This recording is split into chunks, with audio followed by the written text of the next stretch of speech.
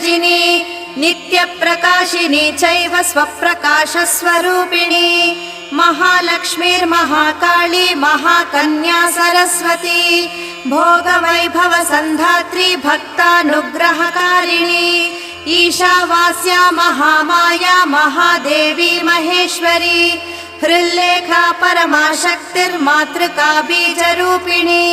नित्यानन्दा नित्यबोधा नादिनी जनमोदिनी सत्यप्रत्ययिनी चैव स्वप्रकाशात्मरूपिणी त्रिपुरा भैरवी विद्या हंसा वागीश्वरी शिवा वाग्देवी च महारात्री कालरात्रिस्त्रिलोचना भद्रकाली कराळी च महाकाली तिलोत्तमा काली कराळवक्त्रान्त कामाक्षी कामदा शुभा चण्डिका चण्डरूपेशा चामुण्डा चक्रधारिणी त्रैलो